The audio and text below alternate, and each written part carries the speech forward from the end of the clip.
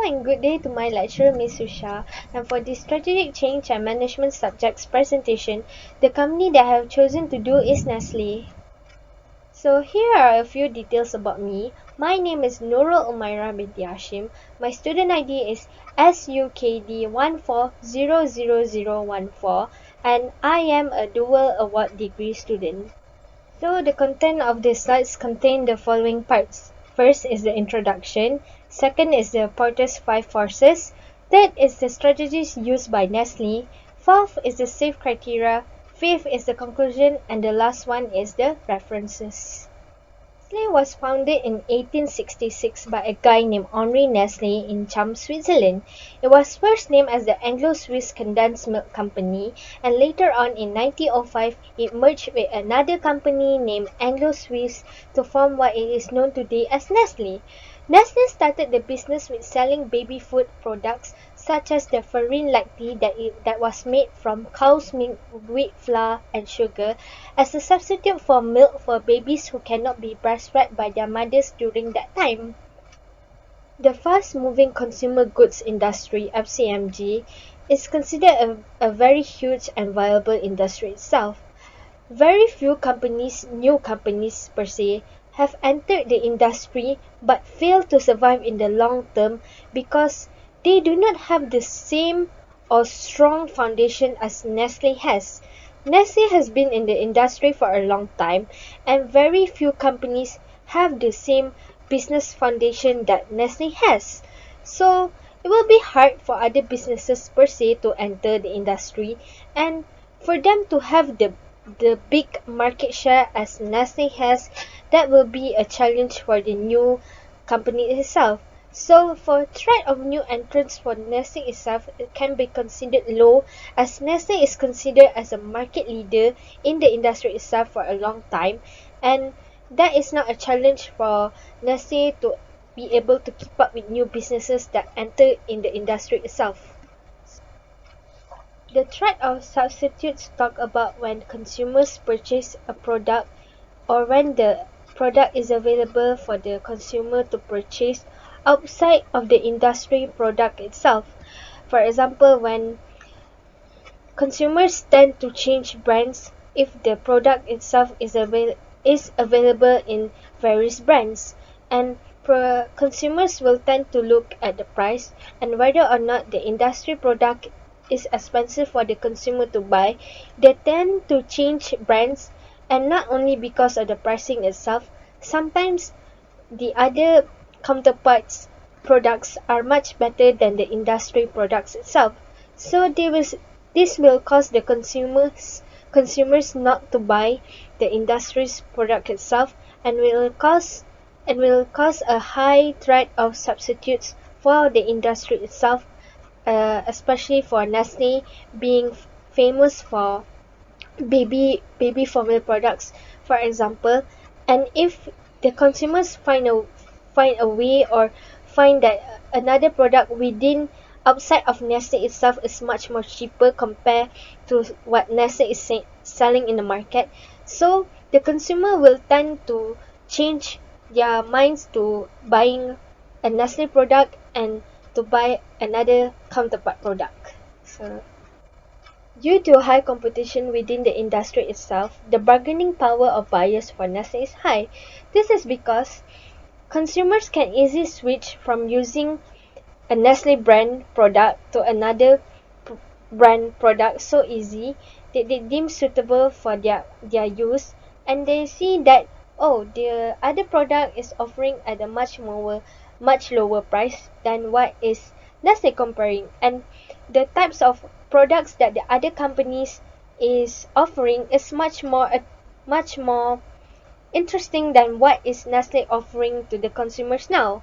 So in order to combat this, Nestle has to come up with ways to innovate their products much more further than what they are doing now in order for the consumers to stay committed to buying Nestle products in the future, and also to ensure that the consumers are satisfied enough with Nestle's products. When it comes to the bargaining power of suppliers for Nestle, it is considered low because Nestle has developed a deep and strong relation with its suppliers in ensuring that the suppliers are are producing the best and high quality of raw materials there is for Nestle to use in the manufacturing process. By doing so, Nestle gives guidance to the suppliers in cutting back expenses that seem unnecessary and redundant in an effort to be more sustainable in terms of the production of the raw material there is. When it comes to the threat of competition, it is considered to be high for Nestle because it is not only Nestle is within the industry itself, within the FCMG industry, there are a lot of big companies that are starting to make a name for themselves and can be a direct competitor for Nestle itself. Some of the competitors for Nestle include Kraft Foods, Unilever, Keurig Dr Pepper, Mondelez International. Keurig Dr Pepper can be a direct competitor for Nestle because it also produces instant coffee brands, coffee products or per se. Like under Nestle, the most popular instant coffee brand is Nescafe. So these two brands, this brand per se, Keurig Dr Pepper, can be a direct competitor for Nestle itself because consumers will often choose what is the brand that is best suited for them. Either can it be Nestle or can it be other brands, and that can be a challenge for Nestle to to strive in that market. Although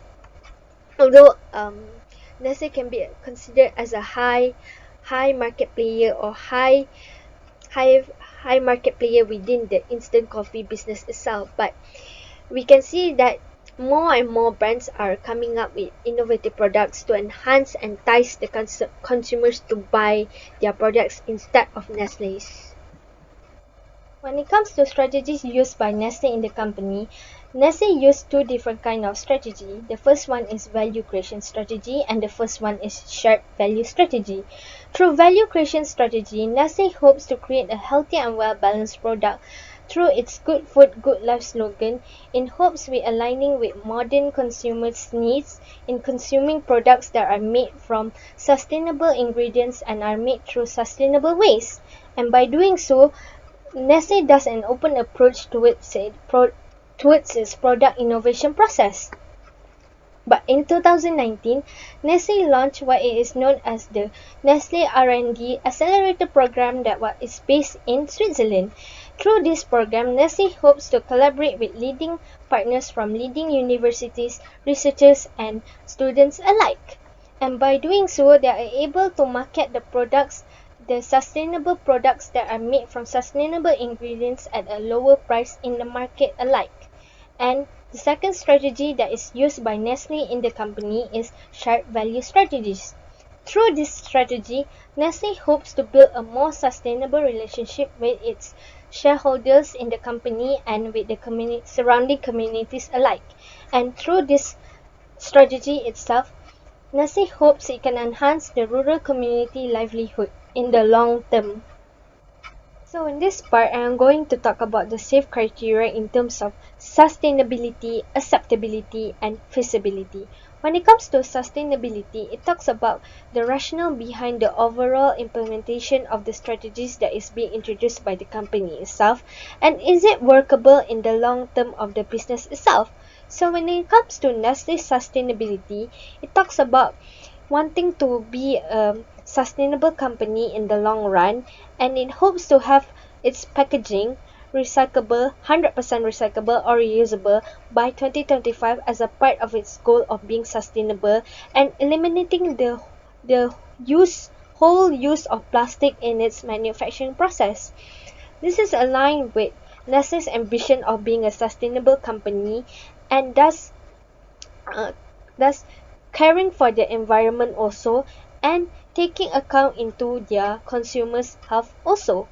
So, for example, in 2019, Nestle's Malaysia introduced paper straw in their Milo UHT products as a way to curb the use of single plastic straws and also ensuring the sustainability of the product itself and ensuring that Customers are well aware that plastic is the main contributor to the pollution that is happening in the world right now.